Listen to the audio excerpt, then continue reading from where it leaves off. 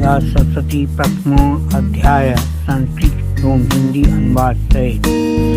ओम श्री प्रथम चरित्र ब्रह्मा ऋषि श्री महाकाली देवता गायत्री चंदा नंदा शक्ति रक्तदंतिका बीजम अग्निस्तोत्रम ऋग्वेद स्वरूपम श्री महाकाली प्रीत्यर्थ प्रथम चरित्र जपे विनियोगा श्री महाकाली ध्यानम। ओम खड्ग चक्र गदे सुचाप परिधान शूलं विसिंधुशिरा शंखं संदसीं करे श्रीनयनां सर्वांगुसावृतां लीलां स्मृतमासपाददस्कां देवी महाकालिकां यामास्तु ततुतोपतो कमहरो कमलजो हन्तुं कैटभम्। ओम निकाय ओम ईं मार्कण्डेयवाच सर्वाणि सुरतनयो यो मनु कथ्यते अहं कत्तिस्तसं निशामय तदुत्पत्ति विश्रातु मम महामायानुभावेन यथा मन्वन्तराधिकः सा बभूव महाभागा सर्वाणि अनयोर्वे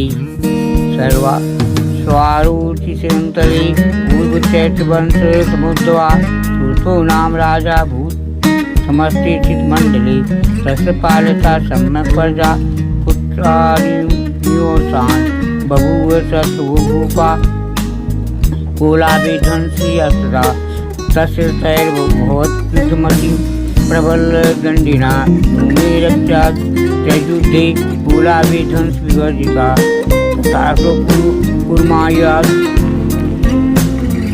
तथा स्वपुरमाया तो निर्देशादि अभवत् अक्रांता सा महाभागे अर्थता प्रहलादी गुरुबलं चापि यथा स्वपुरमाया तो पुरी तथा अक्रांता सा महाभागे भागस्ति अर्थता प्रहलादी अमात्यर्बलिवीर बुद्धे दुर्बलस दुरात्मवी कुसुबलं चापितं तथापि तो पुरे ततो मृगबाधा व्याजीन हतस्य वाम्य च भूपति एकांकी हैमारूरा जगाम गहनं वनम् तत्राश्रये भद्राचित् दुर्वर्चसभीषा प्रशान्ता सापादकीर्ण मुनिशिष्योपशोभितं तस्तु कञ्चित्कालं च मुनिना तेन सत्कृता इत्येतस्य विचरस्य अस्मिन् मुनिवरासने सुचिन्तयतः तत्र ममत्वाकृष्टवान् सः मत्पूर्वे पालि पूर्वमयाहीनं पुरहि तत् मदस्तैर्मता पालते न वा न जाने स प्रधानो च सूरहस्ती सदा मदा मम वैरी वशं याता कान् भोगान् पलस्यते इयं समा ममानुगता नित्यं प्रसादधन भोजने अनुवृत्तं ध्रुवं च यत् कुर्वन् त्वन्यामहीभूताम् अस्मदाशीलस्ते कुबुद्धि सततं वयं सङ्गिकांसो अतिदुःखेन क्षयं कुसु गमिष्यति एत च न तस्य सततं चिन्तयामास पार्थिवः तत् विप्रा श्रमाभ्यासो वैश्वमेकं ददर्श सा पृष्ठतेन ततस्तं भो हेतु गमनस्ते अत्र कः तथोक्तयु तस्मात् त्वं दुर्मनायु लक्ष्यते इत्याकर्णपक्षस्य भुक्ति प्रणरोदितं प्रत्युवाच स तवैश्या प्रस्यावन्नतोन्निपम् वैश्यवाद समाधि नाम वैश्योहम उत्पन्नो धन्य कुले पुत्र दारा निरस्त धनलोभाद साधवी विहीनस्त धने गरी पुत्ररादाय मे धनम मनन मध्यागतो दुखी निरस्त प्राप्त बंधुवी तो अहम नावेद वेदित्य पुत्राणां कुशला काम पवित्र स्वजनानां याददारां जाति संहिता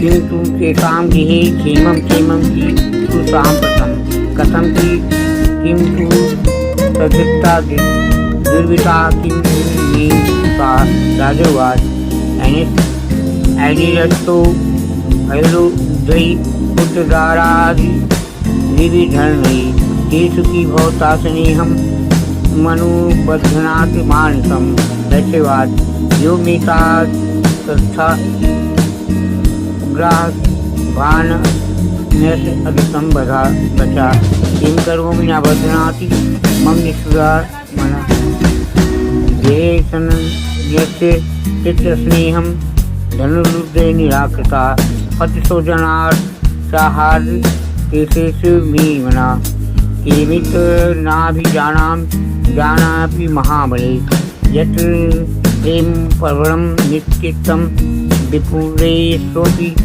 बन्धुषु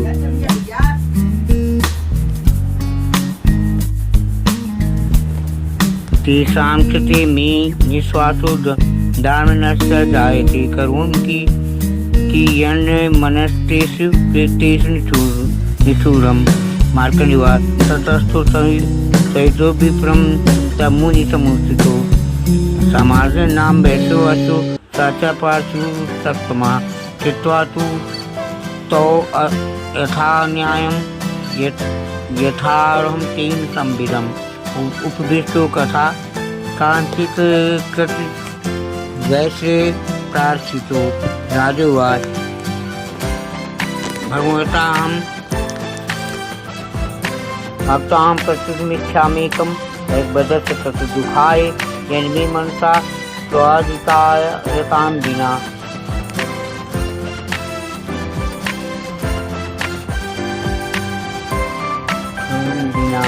ममत्वगतराजस्य राजादेशेष्वपि जानतोऽपि यथाव्यक्त किमेतनुमुत्तमम् अथ अयं च निरक्षित पुत्रदारे वृत्तस्य तथोभिधता स्वजनेन संयुक्त अस्तेषु हार्दिक तथापयति यो मे तथा अहं सादावप्य अत्यंत दुःखितो दृष्टदोषो अपि विषये ममता कृष्टमानसो तत्किमेत तन्महाभाग यन्मुहो ज्ञानोऽनृपि ममास्य च भवति सा विवेकान् ध्वस्तमूर्ता शिवात् ज्ञानमस्ति समस्तस्य जन्तु विषयात् गोचरे विश्वास महाभाग यान्ति च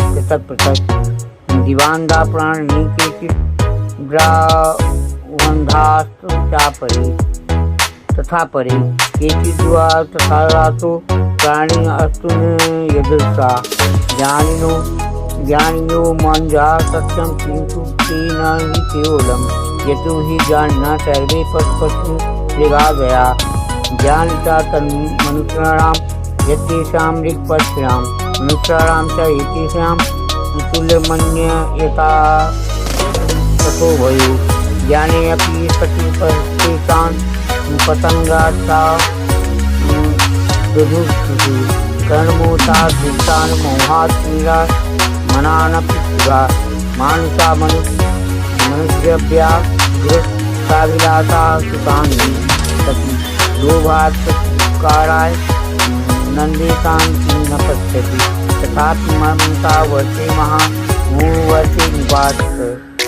महामाया प्रभावेन संहारेषु कारिणी तत्तात् विस्मयाकार्यो योगनिद्रा जगत्पति महामाया हरे चेता तथा सम्मोहिते ज्ञानिनामपि तेषांच देवी भगवती ही सा बलादाकृत मोहाय महामाया सचत तया विशते विश्वं जगदेति चराचरं सहसा प्रसन्ना वरदा निर्णा भवति मुक्तये सा विद्या परमा मुक्तिर् हेतु भूता सनातनी संसार बंदे सर्वेश्वरी राजवास भगवान का ही सा देवी महामाये सा भगवान भवित कथम उत्पन्ना सा कर्मा प्राक यत्भावा साचा देवी यत्स्वरूपा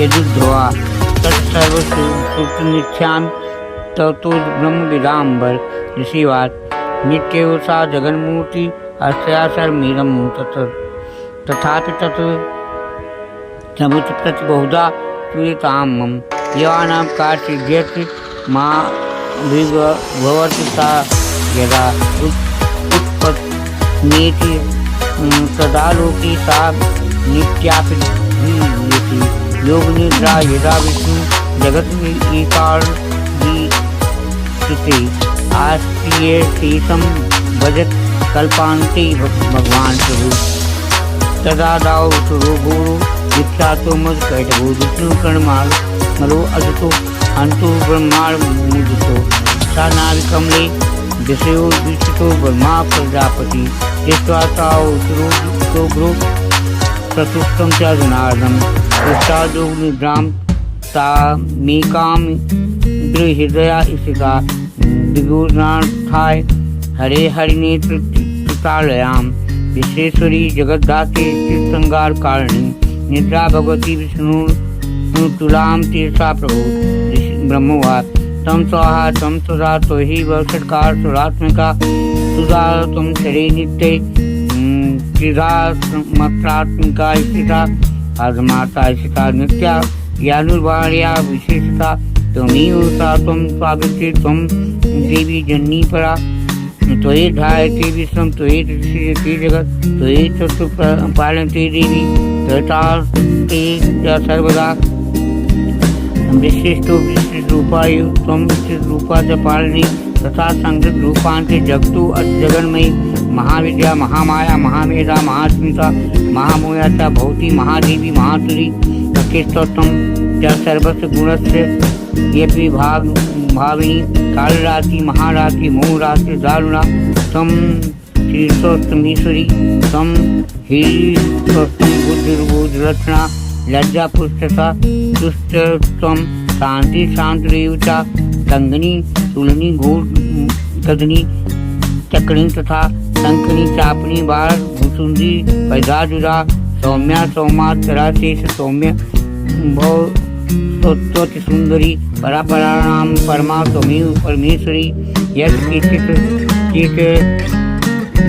वस्तु तदात्मिकी तस्य सर्वस्य सा शक्ति सा त्वं की असुते मया या त्वया जगत् सृष्टा जगत् पालयति यो जगत् सोऽयनिद्रा वशं नीता करुस्त्वाम् अस्तोत्मेश्वरा विष्णु शरीर गणना महिषानुयुता कार्त्यास्ति यतो अस्तोत्तम कम का अस्तोत्तम शक्तिमान भवेत् या सा त्वमित्थं भावेषु रुद्राले देवी संयुता मोहयतु दुरावसरा असुरो मत्कैटभो प्रबोधं च जगत् स्वामी एतां मत्तो लघु बोधस्य कृत्मस्य अन्तमेतो महासुरो ऋषिवास यो असुता तदा देवी तां तद्वेष्टा विष्णु प्रभुनाथाय निहंतु मदकैटभो नेत्रा नाटका बहु हृदय व्यस्त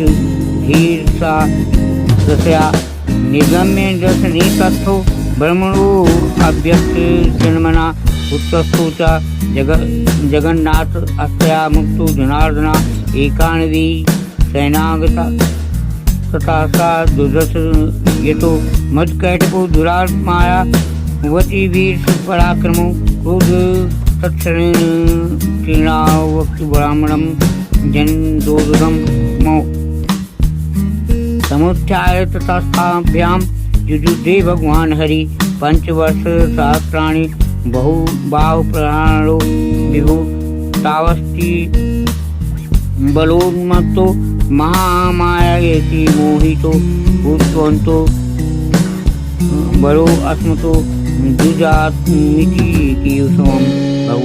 श्री भगवानुवाच वैतमाद्य मे तुष्टो मम बध्याौ भवा किमनेन बरेणात् एतादुदितमं। श्रीवाच वंचिता भयामीति सदा सर्वमायोमयं जगत् त्रिलोकेताभ्यां गजितो भगवान कमलेश्वरा आवाम जहिना यत्र तो सलिले सल्लुप्ता।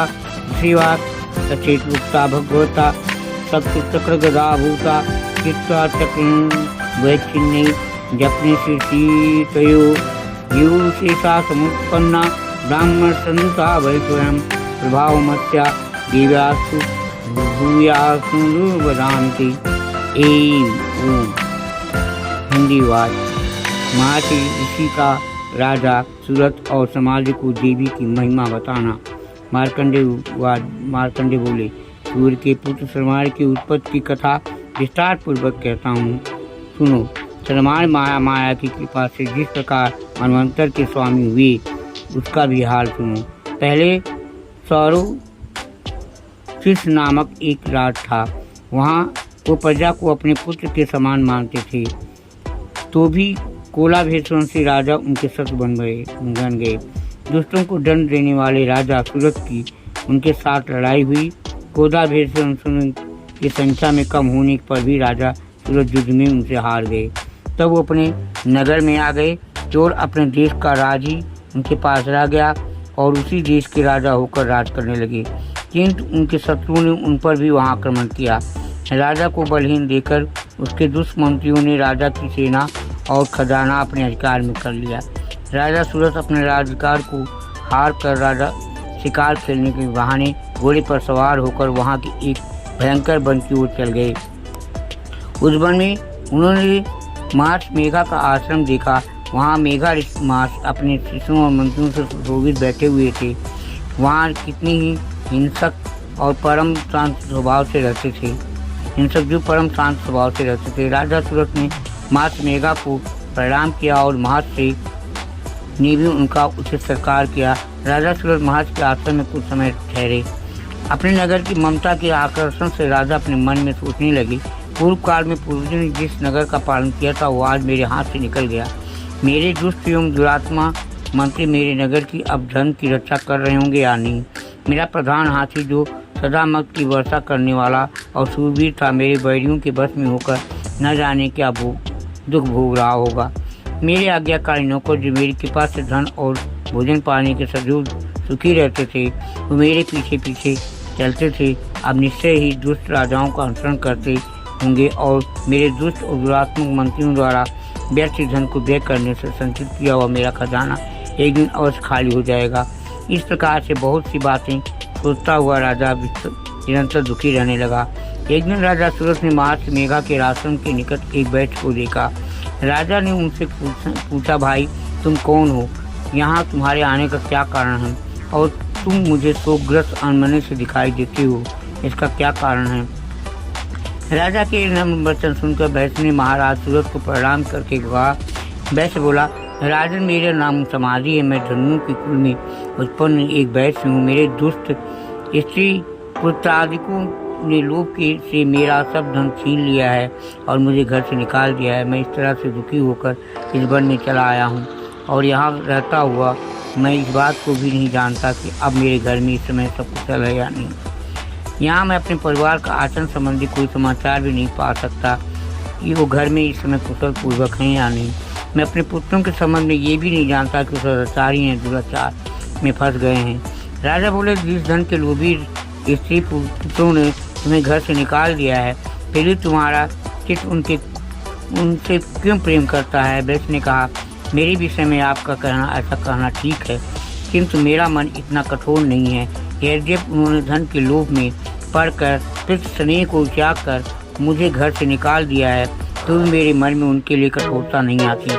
हे महामते, मेरा मन भी फिर भी उनसे क्यों फंस रहा है, इस बात को जानता हुआ भी मैं नहीं जान रहा। मेरा चित्त उनके लिए दुखी है, मैं उनके लिए लंबी लंबी सांसें ले रहा हूँ। उन लोगों के प्रेम नाम की कोई है नहीं, फिर भी ऐसे सुनने के लिए मेरा हृदय कठोर नहीं होता। महर्षि मार्कंडेय जी ने कहा, ब्राह्मण इनके पश्चात महाराज सुरथ और उभय दोनों महर्षि के मेघा के समीप गए। उन्होंने उनके साथ यथा योग न्याय संभाषण करके दोनों ने वार्ता आरंभ की। राजा बोले, हे भगवान, मैं आपसे एक बात पूछता हूँ, जो आप कृपा कर मुझे बताइए। मेरा मन अधीन नहीं है, इससे मैं बहुत दुखी हूँ। राज धनकादि की चिंता अभी तक मुझे बनी हुई है। मेरी ये ममता अज्ञानियों की तरह बढ़ती ही जा रही है और समाधि नाम भी अपने घर से अपमानित होकर आया है। इसके स्वजनों भी इसे त्याग दिया है। उन्हें त्यागा हुआ भी ये उनसे हार्दिक प्रेम रखता है। इस तरह हम दोनों ही दुखी हैं। हे महाभाग, उन लोगों के अवगुणों को देखकर भी हम लोगों दोनों के मन में ममता जनित आकर्षण उत्पन्न हो रहा है। हमारे ज्ञान को रहते हुए भी ऐसा क्यों है? अज्ञानी मनुष्यों की तरह हम दोनों इस मूर्खता क्यों हैं? महर्षि मेघा ने कहा, विषम मार्ग का ज्ञान सब जंतुओं को है। सबों के लिए विषय विषय होते हैं। कुछ प्राणी दिन में नहीं देखते, कुछ रात को। कुछ कई जीव हैं जो दिन रात दोनों में देख सकते हैं। यह सत्य है कि मनुष्यों में ज्ञान प्रधान है, किंतु केवल मनुष्य ही ज्ञानी नहीं होता, पशु पक्षी आदि को भी ज्ञान रखते हैं। ऐसे ये पशु पक्षी ज्ञानी हैं, वैसे मनुष्य का ज्ञान है, और जो ज्ञान मनुष्यों में वैसे ही पशु पक्षियों से है। अन्य बातें भी दोनों में एक जैसी पाई जाती हैं। ज्ञान होने पर भी उन पक्षियों की ओर देखो, अपनी भूख से पीड़ित बच्चों की चोट में कितनी प्रेम से अन्न के दाने डालते हैं। हे राजन, ऐसा ही प्रेम मनुष्यों में अपने संतान के प्रति भी पाया जाता है।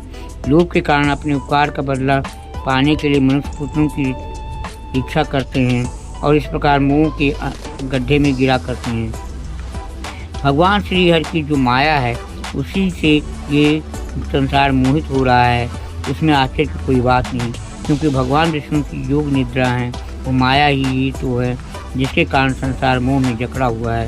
यही महामाया भगवती देवी ज्ञानियों के चित्त को बलपूर्वक खींचकर मोह में डाल देती हैं और उसी के द्वारा संपूर्ण जगत उत्पन्न होती है। यही भगवती देवी प्रसन्न होकर मनुष्य को मुक्ति प्रदान करती हैं। यही संसार के बंधन का कारण है और संपूर्ण ईश्वर की स्वामिनी है। महाराजा सुरथ ने पूछा, भगवान, ये देवी कौन है जिसको आप महामाया कहते हैं? हे ब्राह्मण, ये कैसे उत्पन्न हुई है और इनका कार्य क्या है? इसके चरित्र कौन कौन से हैं?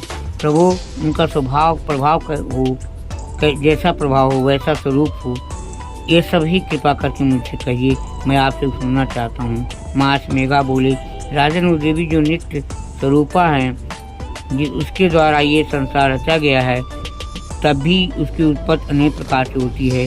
वो सब प्रकार मुझसे सुनो। देवताओं का कार्य सिद्ध करने के लिए प्रकट होती हैं और उस समय वो उत्पन्न हुई कहलाती हैं। संसार को जल में देख करके जब भगवान विष्णु योग निद्रा का आश्रय लेकर से सैया पर सो रहे थे, तब मधुकैटभ नामक के दो असुर उनके कानों के मैल से प्रकट हुए और वो श्री ब्रह्मा जी को मारने के लिए तैयार हो गए। श्री ब्रह्मा जी ने जब दोनों को अपनी ओर आते देखा, ये भी देखा कि भगवान विष्णु योग निद्रा में आश्रय लेकर सो रहे हैं, तो उस समय श्री भगवान को जगाने के लिए उनके नेत्रों में निवास करने वाली योग निद्रा को प्रस्तुत करने लगे। श्री ब्रह्मा जी वो कहे, हे देवी, तुम ही स्वाहा, तुम ही स्वथा, तुम ही वैसटकार हो, स्वर भी तुम्हारा ही स्वरूप है, तुम ही जीवन लेने वाली सुधा हो। नित्य अक्षर प्रणव में आकार, उकार, मकार, इन तीनों माताओं के रूप में तुम ही स्थित हो। इनके अतिरिक्त जो बिंदपथ अर्थ यात्रा है, जिसका कि विशेष रूप से उच्चारण नहीं किया जा सकता, हे देवी, वो भी तुम ही हो। हे देवी माँ संध्या, सावित्री और परम जननी तुम ही हो। तुम इस विष को धारण करने वाली हो। तुमने ये जगत की रचना की है और तुम ही हो।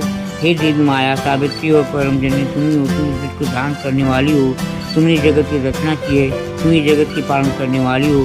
तुम ही कल्प के अंत में सबको भक्षण करने वाली हो। हे देवी, जगत की उत्पत्ति के समय तुम शिष्ट रूपा होती हो और पालन काल में स्थिर रूपा हो और कल्प के अंत में संहार रूप धारण कर लेती हो। तुम्ही महाविद्या, महामाया, महामेधा, महारात्रि, मोहरात्रि हो। श्री ईश्वरी और बुद्ध स्वरूपा बुद्धि तुम ही हो। लज्जा, पुष्टि, तुष्टि, शांत और क्षमा भी तुम ही हो।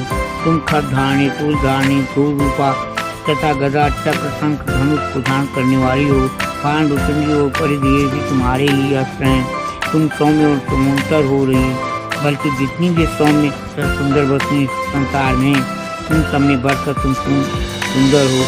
पर और अपर सबसे ऊपर रहने वाली सुंदर तुम ही हो। हे सर्वस्वरूपे देवी, जो भी असत पदार्थ है और जिनमें जो शक्ति है वो तुम ही हो। ऐसी अवस्था में भला तुम्हारे अस्तित्व कौन कर सकता है। कि संसार के सृष्टि पालन और संहार करने वाले जो भगवान हैं, उनको भी तुमने निद्रा के वशीभूत कर दिया है, तो फिर तुम्हारी स्तुति कौन कर सकता है। मुझे भगवान विष्णु और भगवान शंकर को शरीर धारण कराने वाली तुम ही हो। तुम्हारी स्तुति करने की शक्ति इसमें है। हे जी, तुम तो अपने इन उदार प्रभावों के कारण ही प्रशंसनीय हो। मद और कर्टभ भयंकर असुर हैं, उन्हें मोह में डाल दो और श्री हरि भगवान को भी जल्दी जगा दो और उनसे इनको मार डालने की बुद्धि भी उत्पन्न कर दो। मार्च मेघा बोली, राजेंद्र ब्रह्मा जी ने देवी से इस प्रकार असुर करके भगवान को जगाने तथा मदकर्टभ को मारने के लिए कहा, तो भगवान श्री विष्णु के नेत्र नासिका, बाहु, हृदय और विशेषकर से निकलकर ब्रह्मा जी के सामने खड़ी हो गई। उनका ऐसा करना था कि भगवान श्री हरि तुरंत जाग उठे और दोनों असुरों को देखा, जो कि अत्यंत बलवान और पराक्रमी थे। मारे क्रोध उनके नेत्र लाल हो रहे थे और भगवान जी को वध करने के लिए तैयार थे। तब शुद्ध हो उन दोनों दुरात्मक असुरों के साथ भगवान श्री हरि पूरे 5000 वर्ष तक लड़ते रहे। एक तो वो अत्यंत बलवान तथा पराक्रमी थे, दूसरा महामाया ने भी उन्हें मुंह में डाल रखा था। अतः वो भगवान से कहने लगे, हम तुम्हारी वीरता से असंतुष्ट हैं, तुम हमसे कोई वर मांग। भगवान ने कहा, यदि तुम मुझ पर प्रसन्न हो तो तुम मेरे हाथों से मर जाओ, बस इतना सा ही वर मैं तुमसे मांगता हूँ। यहाँ दूसरे वर से क्या प्रयोजन है। मार्च मेघा बोली, इस तरह से जब उस धोखे में आ गए और उन्होंने चारों तरफ जल ही जल देखा, तो भगवान हरि से कहने लगे, जहाँ पर जल ना हो, सूखी जमीन हो, उसी जगह हमारा वध कीजिए। मार्च मेघा कहते हैं, तथास्तु कहकर भगवान हरि ने उन दोनों को अपनी जांघ पर लेटा दिया और दोनों का सिर काट डाले। इस तरह से देवी श्री ब्रह्मा जी के अस्तित्व करने पर प्रकट हुई थी। अब तुमसे उनके प्रभाव का वर्णन करता हूँ, तो सुनो। श्री मार्कंडेय पुराण सर्वाण के मनवंतरे देवी महात्म्य मदकर्टभ नाम प्रथमो अध्याय संपूर्ण।